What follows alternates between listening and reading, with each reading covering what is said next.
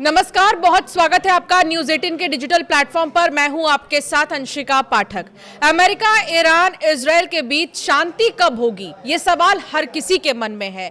और सवाल ये भी कि अभी मौजूदा समय चल क्या रहा है। कभी ईरान कह रहा है कि बात करनी है, कभी बातचीत के पटल पर आ नहीं रहा है ईरान। दूसरी तरफ अमेरिका कह रहा है कि हमने सारी चीजें ईरान पर छोड़ दी हैं। इजरायल और लेबनान में अलग चीजें जंग छिड़ी हुई है। तो अभी हर तरफ जो है छीछा लेदर है। लेकिन अब इस छीछा लेदर को लेकर क्या बातें सामने आ रही हैं, ये आज मैं डिस्कस करूंगी। आनंद मेरे सहयोगी मेरे साथ बैठे हुए हैं। अमेरिका और ईरान के बीच शांति की वार्ता को लेकर दूसरा दौर जो है अब चर्चा में है, लेकिन अब ये बातचीत होगी भी या नहीं, इसको लेकर सस्पेंस बरकरार है। सस्पेंस और गहरा तब हो गया है जब अमेरिका ने ईरान से चीन जा रहे कार्गो को जो है अपने कब्जे में ले लिया है। अब इसके पीछे क्या मंशा है अमेरिका की, ये बात करेंगे। आनंद, क्या लग रहा है, आखिर अमेरिका चाहता क्या है? देखिए, अमेरिका का जो नाकाबंदी है अरब सागर में, वो पहला एक्शन देखने को मिला है। दरअसल ईरान की जो जहाज, मालवाहक जहाज था टास्का पर एक तरीके से अमेरिका ने कब्जा कर लिया है। और इस कब्जे के बाद से पूरी दुनिया में एक तरीके से हड़कंप मचा हुआ, क्योंकि ईरान की जो बातचीत शुरू होने वाली है दूसरे दौर की इस्लामाबाद में, उसको लेकर के यही था, ईरान का यही दावा था या फिर यही मांग थी कि पहले आप वहां से नाकेबंदी हटाइए। लेकिन नाकेबंदी हटाने के बजाय बल्कि अमेरिका ने बड़ा एक्शन दिखाते हुए एक ईरान पर कब्जा करके या फिर ईरान के जहाज को कब्जा करके ये बता दिया कि स्ट्रेट ऑफ हॉर्मुज में सिर्फ ईरान की पकड़ नहीं है, वहां पर अमेरिका का भी पकड़ मौजूद है और मजबूत होते जा रहा है। तो दरअसल हुआ क्या है कि अमेरिका और ईरान के बीच जो तनाव है, उसके बीच में जो ये मालवाहक जहाज था वो चीन जा रहा था, ईरान से चीन की ओर बढ़ रहा था। लेकिन अरब सागर में जहां पर नाकेबंदी है, वहां पर अमेरिकी सैनिक यानी कि जो नेवी है, यूएस नेवी है, उसने ईरान के जहाज को, जो जहाज पर ईरानी झंडा लगा हुआ था, उसे 6 घंटे तक लगातार चेतावनी दिया। लेकिन ईरान के जहाज की तरफ से या फिर उसके जो भी पायलट थे, वहां से कोई भी जहाज से कोई भी रिस्पांस नहीं आया। इसके बाद यूएस आर्मी जो थी, यूएस नेवी जो थी, उसने एक्शन शुरू किया और एक तरीके से फायरिंग हुई, ईरान के जहाज पर फायरिंग हुई। उसके बाद जाकर के जो सैनिक थे वो धीरे धीरे फिर जहाज पर चढ़ना शुरू कर दिया और अब जाकर के वो पूरे तरीके से ईरानी जो कार्गो शिप है वो अमेरिका के कब्जे में है। बिल्कुल। पहले तो डोनाल्ड ट्रंप ये कहते नजर आए कि अब पूरी तरीके से हॉर्मुज खुल गया है, अब टेंशन की जरूरत नहीं। ये एक दिन पहले जब वो मीडिया के सामने आए थे, उस वक्त की बात मैं बता रही हूँ, वो ये कहते नजर आए। दूसरी तरफ उनका ये कहना है कि स्टेट ऑफ हॉर्मुज को लेकर अभी कोई संशय नहीं है, कोई कंफ्यूजन नहीं है, it is open for all. उन्होंने कहा, जब नेटो की बात हुई तो उन्होंने कहा कि वी डोंट नीड नेटो, जब हमें जरूरत थी तब वो हमारे साथ नहीं थे, तो अब हमें कोई मदद की जरूरत नहीं है। तो डोनाल्ड ट्रंप के ये अलग अलग बयान सामने आ रहे हैं। दूसरी तरफ आनंद, जब बात हो रही है हमले की, तो 2 भारतीय जहाजों पर भी हमला हुआ।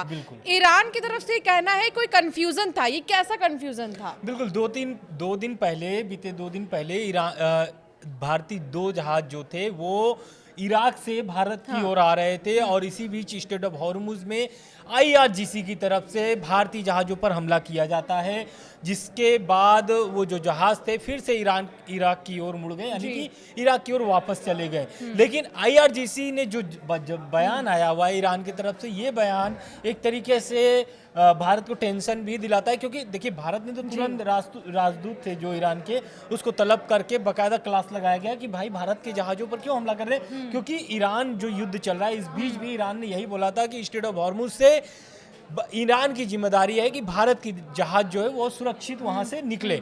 लेकिन ऐसा होता नहीं है। और ये क्यों होता है? अब्बास अराक्ची का एक बयान आता है इस्लामाबाद बैठक के बाद और लेबनान सीज फायर के बाद कि लेबनान में सीज फायर हो गया है और स्टेट ऑफ हॉर्मुज सभी देशों के लिए खोल दिया गया है। लेकिन ट्रंप के कुछ दबाव, कुछ बयान ऐसे थे जिसके बाद ईरान ने फिर से फैसला लिया कि स्टेट ऑफ हॉर्मुज को हम बंद कर देंगे। और बंद करने के बाद जो घटना वहां पर दिखी या फिर जो तनाव दिख रहा है वो आपके सामने है। पहला ये कि भारतीय जहाजों पर हमला हुआ, उसके बाद अब जो है ईरान का यानी कि अमेरिका का एक्शन शुरू हो गया ईरान पर। तो अब जो खबर ये है कि जो उनके कार्गो शिप थे उस पर तो हमला हुआ है, उसके बाद ईरान का एक्शन क्या है? ईरान का एक्शन ये है कि वहां पर जो एडवांस मतलब उनके युद्धपोत है या फिर जो एडवांस उनके हथियार हैं, मिसाइलें हैं, अब वो एक्टिव हो चुके हैं ईरान के। साथ ही साथ जो उनके मच्छर बेड़े यानी कि जो छोटे छोटे नाव है वो तैनात करना शुरू कर दिया है ईरान ने। क्यों? क्योंकि और ये जो मच्छर बेड़े जिनका आप जिक्र कर रहे हैं, ये मच्छर बेड़े अपने आप में शब्द से आप समझ रहे होंगे, मच्छर यानी बहुत मिनिमम साइज जो छोटे छोटे बेड़े हैं, अब उनकी तैनाती शुरू हुई। इसकी ताकत के बारे में भी कुछ बताइए। बिल्कुल, देखिए वो दरअसल हुआ क्या है कि स्ट्रेट ऑफ हॉर्मुज जो है वो इतना आसान नहीं है। क्यों बंद करके रखा है और अभी तक उसे अमेरिका तोड़ नहीं पाया है। चाहता तो अमेरिका हमला करके खोल देता, लेकिन वहां पर दरअसल ये जो मच्छर बेड़ा तो मौजूद ही है, साथ में साथ समुद्र में जो कि माइंस बिछाए गए हैं, ये सबसे बड़ा खतरनाक है। और ईरान जो है कि ये जो तैयारी है, ऐसा नहीं कि आज की तैयारी, लगभग ये 20 साल से तैयारी कर रहा था इस युद्ध के लिए। दरअसल अब खबर इसी पे आ जाते हैं कि ये घटना हुई क्यों। घटना दरअसल 900 फीट की लंबा ये जहाज था और ये लगभग बंदर अब्बास पर ये एक तरीके से अब्बास की ओर बढ़ रहा था। और उसी दरमियान जो अमेरिकी युद्धपोत थी यूएसएस से उसे रोक दिया। यानी कि जहाज ने पहले रोका, फिर बकायदा ईरान सीप को वार्निंग देते हुए ये भी बताया कि अगर आप अपने जहाज को पीछे नहीं लेते हैं तो हमला होगा। लेकिन ईरान ने जो ईरानी सीप थी उसे पूरी तरीके से नज़रअंदाज किया और यही कारण था कि 6 घंटे बाद अमेरिका का बड़ा एक्शन देखने को मिला है। इस पर ट्रंप का भी बयान आया हुआ है और ट्रंप ने क्या बोला है मैं आपको विस्तार से बता देता हूं। ट्रंप ने इस कार्रवाई के बाद ट्रंप का बयान आता है और वो बताते हैं कि ये जो हमला था ये बहुत सफलतापूर्वक था, यानी कि वो अभी भी हमले के लिए यानी कि युद्ध के लिए तैयार है ट्रंप भी। उनका कहना क्या है, टास्का जो यानी कि जो ईरानी शिप थी टास्का, उस पर अमेरिकी नाकेबंदी तोड़ने की कोशिश की जा रही थी। उनका ये आरोप है कि ईरान जो है कि नाकेबंदी तोड़ने के लिए, यूएस की नाकेबंदी तोड़ने के लिए वो जहाज को आगे भेज रहा था। यही कारण था कि जो अमेरिकी सैनिक थे वो हमला किए हैं इसी पे और ये चाइना ही जा रही थी। तो ये समझिए कि ये कितना मतलब कि दुर्भाग्यपूर्ण है, क्योंकि एक तरफ आप बैठक करने के लिए कहने का ये मतलब है अमेरिका के राष्ट्रपति ये कह रहे हैं कि जो चाइना की शिप है वो अमेरिकी नाकेबंदी तोड़ने की कोशिश कर रही थी, इसलिए उसे रोका गया। ये हवाला दिया गया अमेरिका की तरफ से। ये ट्रंप का बयान है। साथ में ट्रंप ने दावा भी किया है कि यह जहाज पहले से अमेरिकी प्रतिबंधों के दायरे में था और अब पूरी जांच की जा रही है इस शिप की। स्ट्रेट ऑफ हॉर्मुज में आनंद हम ये देख रहे हैं कि बीचों बीच सारी कार्रवाई हो रही है। अब स्ट्रेट ऑफ हॉर्मुज जो कि एक तेल का रास्ता माना जाता था, जिसे एक दरिया ऐसा माना जाता था जहां से तेल की सप्लाई होती थी, जहां से तेल के लिए रास्ते निकलते थे, लेकिन अब ये किसी आग के दरिये से कम नहीं लग रहा है। बिल्कुल, क्योंकि देखिए बहुत सकरा एक तरीके से गलियारा है, लगभग 33 किलोमीटर का वो स्पेस है जहाँ से जहाजें गुजरती हैं। ओमान की खाड़ी भी, ओमान जो है उसके भी कुछ समुद्री तटे जो हैं कि वो भी लगते हैं स्ट्रेट ऑफ हॉर्मुज से, लेकिन ओमान के जो अंदर में आता है वहाँ से शिप गुजरना बहुत इम्पॉसिबल है। यही कारण है कि स्ट्रेट ऑफ हॉर्मुज से होकर के बड़े और अमेरिकी सैनिक भी बीचों बीच ही चढ़े कार्रवाई करने के लिए। और अब ये जो शिप पर हमला हुआ है, टास्का पर जो हमला हुआ, उसके बाद से ईरानी मीडिया का क्या दावा है। ईरानी मीडिया ने दावा किया है कि ईरान ने अमेरिकी युद्धपोत की ओर ड्रोन भेजना शुरू कर दिया है, यानी कि अब युद्ध फिर से छिड़ना शुरू हो गया, यदि युद्ध हो सकता है। इसलिए क्योंकि देखिए समुद्र में अगर युद्ध शुरू हो गया है तो कहीं ना कहीं जमीनी हकीकत भी देखने को मिलेगा। अब तो जो आईडीएफ है, इजराइल का जो आईडीएफ है, उसने भी बोल दिया कि हम पूरी तैयारी में हैं, बस अमेरिका बोल दे कि हमला करना है। कुल मिलाकर आनंद, अब हॉर्मुज पर नियंत्रण है किसका आखिर? क्योंकि ईरान ने शुरू से डे 1 से ये कहा है कि हॉर्मुज पे ईरान का ही कंट्रोल रहेगा और टोल की भी बात ईरान ने ही की थी। और जो पॉइंट्स, जो शर्त रखे गए थे इस्लामाबाद में, उसमें भी ईरान ने एक पॉइंट में ये मेंशन किया था कि हमेशा स्ट्रेट ऑफ हॉर्मुज पे कंट्रोल हमारा रहेगा। तो अमेरिका क्यों इसकी तरफ आगे बढ़ रहा है, क्यों इसमें भाग रहा है अमेरिका? इसको क्या बिल्कुल, देखिए स्ट्रेट ऑफ हॉर्मुज पर देखिए ईरान की कई शर्तें हैं। अभी जो नए शर्तें जोड़ी हैं उसमें तो पहला शर्त यही था कि स्ट्रेट ऑफ हॉर्मुज जो है कि वो अंतर्राष्ट्रीय लेवल पर जाकर के कानून बने यूएन में। दूसरा कि स्ट्रेट ऑफ हॉर्मुज से जो भी जहाजें गुजरेंगे उसे टोल वसूला जाएगा ईरान की तरफ से। तो इन सभी मांगों को लेकर के अब ट्रंप का क्या कहना है या फिर अमेरिका का क्या कहना है? अमेरिका का साफ कहना है, क्योंकि इस युद्ध के पहले कोई भी ऐसा ईरान का मांग नहीं था कि हम स्ट्रेट ऑफ हॉर्मुज हार्मुज से टोल वसूलेंगे या फिर स्ट्रेट ऑफ हार्मुज को लेकर के नए कानून बनाएंगे। लेकिन इस हमले के बाद रिपोर्ट्स क्या कहते हैं? रिपोर्ट्स के मुताबिक ईरानी सेना ने हाल ही में जो 2 तेल टैंकरों पर हम रास्ता बंद कर दिया था हमले करके, उसके बाद जो ये अमेरिका की कार्रवाई हुई है, ये बताता है कि स्ट्रेट ऑफ हार्मुज में नियंत्रण सिर्फ ईरान का नहीं है बल्कि अमेरिका का भी मौजूदगी वहां पर बहुत मजबूत हो रहा है। बिल्कुल। और अमेरिका की मौजूदगी ऐसे देखने को मिल रही है क्योंकि उन्होंने सैन्य नाकेबंदी की है। अच्छा, इसके पीछे आनंद मैं ये समझ पा रही हूँ कि ईरान ने जो अमेरिका को कहा कि आप अपनी नाकेबंदी हटाइए, सैन्य नाकेबंदी, ये इस चीज़ के लिए नहीं था कि युद्ध शुरू हो जाएगा, ये इस चीज़ के लिए था कि इसका कंट्रोल हमारे हाथ में रहे। कंट्रोल, बिल्कुल आप सही कह रही हैं, क्योंकि ये जो अभी इस्लामाबाद में बैठक की तैयारी शुरू हो रही है, उससे पहले आपको भी पता है कि जेडी वेंस वहाँ पहुंचे हुए हैं, बातचीत के लिए सब कुछ तैयारी है, लेकिन ईरान की तरफ से अभी भी कोई भी जवाब नहीं आया है। ईरान ने पहला कहा है कि अगर हम एक मेज पर बैठने जा रहे हैं तो पहले आपको अपना नाकाबंदी हटानी पड़ेगी अरब सागर में जो आपने लगाई हुई है, क्योंकि उस नाकेबंदी को अगर हटा देता है अमेरिका तो ईरान की जो सीप है, जो चाइना, देखिए 90% जो है कि चाइना तेल निर्यात करता है ईरान से, अगर वहां से नाकेबंदी हट जाती है तो चाइना का रास्ता साफ हो जाएगा। और ईरान का कहना साफ है कि हम बैठक तभी करेंगे जब आप ये नाकेबंदी हटाएंगे, लेकिन नाकेबंदी ना हटा करके बल्कि अमेरिका ने वहां पर एक्शन शुरू कर दिया है।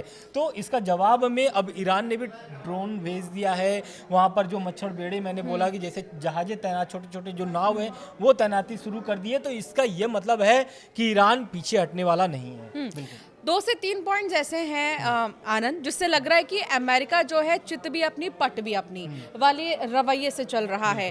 अमेरिका एक तरफ कह रहा है कि हम चाहते हैं सीज फायर, हम शांति चाहते हैं और हम शांति के लिए तैयार हैं। अब हमने जो गेंद है वो ईरान के पाले में डाल दी है, जिससे उसने अपने आप को ये साफ कर दिया है कि भाई हम युद्ध की उस पर नहीं है राह पर। दूसरी तरफ अमेरिका ये कह रहा है कि शांति तो चाहिए लेकिन वो हटा भी नहीं रहा है अपने सेना को वहां से। तीसरा ये कि जब टोल की बात ईरान ने की तो अमेरिका भी एक्टिव हो गया और वो जहाज जितनी भी वहां से गुजर रही है उस पर कोई ना कोई एक्शन वहां से देखने को मिल रहा है, जो हाल ही में चीन का जहाज गुजर रहा था। चौथा ये कि अमेरिकी डेलीगेशन वहां पहुंच तो गया इस्लामाबाद में, लेकिन ईरान की तरफ से अभी डेलीगेशन वहां पहुंचा नहीं पहुंचा, इसको लेकर सस्पेंस बरकरार है। अब सवाल ये है कि आखिर अमेरिका चाहता क्या है? परमाणु भी मत करो आप यूरेनियम भी दे दो, यूरेनियम टेस्ट भी दे दो, आप हॉर्मुज पे भी कंट्रोल पूरा मत करो। अमेरिका चाहता क्या? क्या वेनेजुएला वाला हाल करना चाहता है ईरान का? बिल्कुल, देखिए वेनेजुएला वाला तो हाल नहीं होगा, लेकिन एक चीज समझिए, ये जो बैठक हो रही है इससे युद्ध के पहले भी आप देखेंगी, जब ईरान में प्रोटेस्ट नहीं होते उसके पहले भी आप देखेंगे तो जेनेवा में बैठक हुई थी, 3 चरणों में बैठक हुई थी। जून वाला जो आपने देखा था पिछले साल 2025 में जो हमले हुए थे 12 दिन के, उसके पहले भी बैठक हुई थी। लेकिन ये सारे बैठक अभी तक असफल क्यों रहे हैं? और इस्लामाबाद में जो अभी बैठक हुआ है वो भी असफल क्यों रहे हैं? पूरे मायने यही निकलते हैं कि जो ईरान की शर्तें हैं वो दिन प्रतिदिन बढ़ते जा रही हैं, अमेरिका की जो शर्तें हैं वो भी दिन प्रतिदिन बढ़ते जा रहे हैं। JCPOA तहत का अगर बात करें हम तो 2015 में जो बात हुई थी वो बात यही हुई थी कि ईरान जो है परमाणु बम न बनाए। इजराइल की भी पहले मांग यही थी कि ईरान जो है कि परमाणु बम न बनाए, लेकिन ये जो डिमांड बढ़ी क्यों बढ़ी? पहला इसलिए क्योंकि अब जो ईरान के पास आधुनिक मिसाइलें हैं उसे रोकने के लिए, उसे बंद करने के लिए अमेरिका ने इजराइल और अमेरिका ने शर्तें रखी कि भाई आप दूर रेंज वाली मिसाइलें जो हैं उसे बनाना बंद करिए।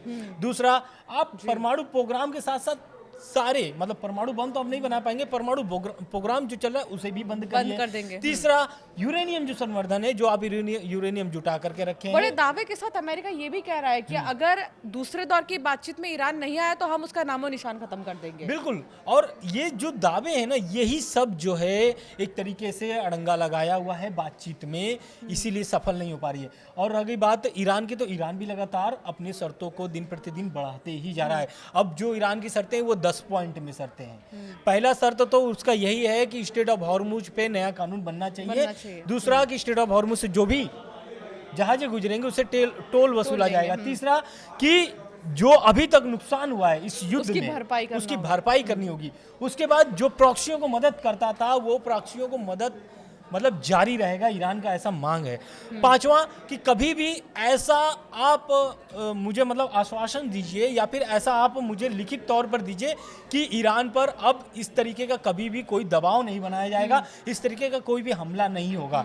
ये सारे कुछ लिखित में मांगा है ईरान ने। अच्छा, पाकिस्तान के रोल को आप कैसे देख रहे हैं आनंद, क्योंकि शहबाज तो नोबेल पुरस्कार लेकर ही मानेंगे ऐसा लग रहा है, उनके रवैये से या फिर उनके अप्रोच से ऐसा लग रहा है, क्योंकि वो चाहते ही थे कि दूसरे दौर की बातचीत भी इस्लामाबाद में ही हो, और पहले दौर की जब बातचीत हुई तो उसमें आसिम मुनीर भी थे। कुछ एक्सपर्ट्स ये कह रहे हैं, जिनसे हम देख भी रहे थे, उनको सुन भी रहे थे, कि आसिम मुनीर का इस मीटिंग में रहना कहीं ना कहीं इस मीटिंग को डीरेल कर रहा है, और अमेरिकी एक्सपर्ट्स भी इससे खुश नहीं है। और दूसरे दौर की बातचीत में भी अगर आसिम मुनीर रहते हैं तो क्या एक तरफा ही बातचीत रह जाएगी? बिल्कुल, देखिए एक तरफा इसलिए रह जाएगी क्योंकि देखिए ट्रंप जो है मध्यस्थता के लिए जिसको बैठाए हैं उसे बहुत खास मित्र मानते हैं। फिलहाल के लिए अभी जो उनका बयान है उससे बयान में यही निकलता है, क्योंकि वो कई बार बोल चुके हैं हमारे बहुत ही परम मित्र हैं आसिर मुनीर और शहबाज शरीफ, है ना, ये दोनों को परम मित्र बताते हैं। और ईरान का क्या कहना है? ईरान देखिए हमेशा से कहा है कि मध्यस्थता की जो भी देश होगा या फिर जो भी टीम होगी वो निष्पक्ष होगी। आपको निष्पक्षता दिखती है? नहीं दिखती है। क्यों? क्योंकि आसिर मुनीर जो है वो पूरी तरीके से अमेरिका का आदमी बन चुके हैं, और यही कारण था अभी बैठक के पहले इस्लामाबाद से ईरान यानी कि तेहरान पहुंचे थे आसिर मुनीर, उनके शर्तों को लेकर के, उनके कागजों को, उनके जो पत्र थे वो लेकर के पहुंचे हुए थे। इसी कारण से बातचीत इसलिए नहीं बन पा रही है क्योंकि देखिए ट्रंप का तो अब जो बयान आया हुआ ये आया हुआ है कि इस्लामाबाद में अगर बैठक होती है तो वो खुद पहुंचेंगे वहां पर, खुद ईरान से डील करने पहुंचेंगे। लेकिन आप खुद पहुंचिए या फिर आप जेडी वेंस को भेजिए या फिर मध्यस्थता के लिए पाकिस्तान को रखिए, लेकिन जब तक आप ईरान की शर्तें नहीं मानते हैं तब तक बात बनने वाली नहीं है। यानी कि बैठक ये भी असफल होने का पूरी तरीके से संभावनाएं हैं, मतलब दिख रही है संभावनाएं कि ये असफल रहेंगी बैठक। अच्छा, देखिए कुछ ऐसे कंट्रीज हैं आनंद जिनको हम ये जानते हैं कि ये महाशक्ति हैं। अमेरिका इसमें सबसे पहला नाम है, इसके अलावा इजराइल भी अच्छा खासा सक्षम है, चाइना ठीक है, और भारत तो खैर है ही, लेकिन ईरान ने ये प्रूव कर दिया है कि वो कम नहीं है किसी से। बिल्कुल आप सही करिए, क्योंकि 42 दिन का युद्ध वो भी दो देशों से, इजराइल अमेरिका से, आम बात नहीं है। क्योंकि इजराइल जिस तरीके से हमला कर रहा था उससे कई गुना ज़्यादा अमेरिका का भी हमला वहाँ पर हो रहा था, लेकिन अमेरिका यूएस के जो एयरबेस थे उस पर हमला करने के साथ साथ अरब के जो कंट्री हैं सभी पर उसने हमला किया। अब ये समझिए कि अभी भी वो हमले के लिए तैयार है, युद्ध के लिए तैयार है, और कई ऐसे नेता हैं ईरान के, वो कह रहे हैं कि अभी भी हम 6 महीने तक युद्ध लड़ सकते हैं।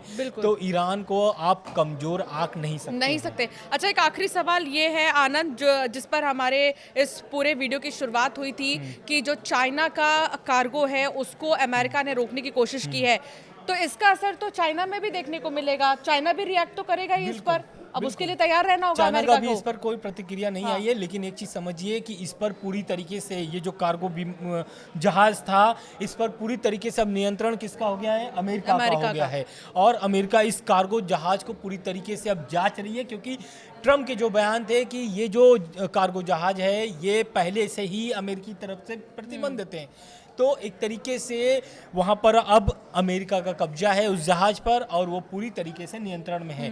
अब ये कब अमेरिका छोड़ता है ये आने वाला समय वाली बताएगा। बात होगी।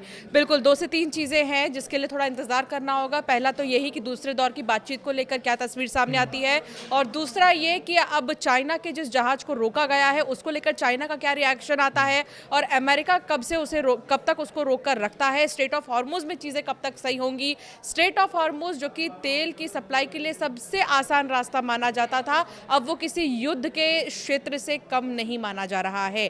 तो अभी कुछ भी शांत नहीं हुआ है, अभी इनर साइड कहीं ना कहीं वॉर लाइक सिचुएशन धीरे धीरे क्रिएट हो रहा है, लेकिन शांति कब होगी ये सवाल बरकरार है। आनंद, बहुत शुक्रिया साथ जुड़ने के लिए। ऐसे और भी वीडियोस के लिए आप जरूर हमें सब्सक्राइब करें, लाइक करें और ज़्यादा से ज़्यादा इस वीडियो को शेयर करें।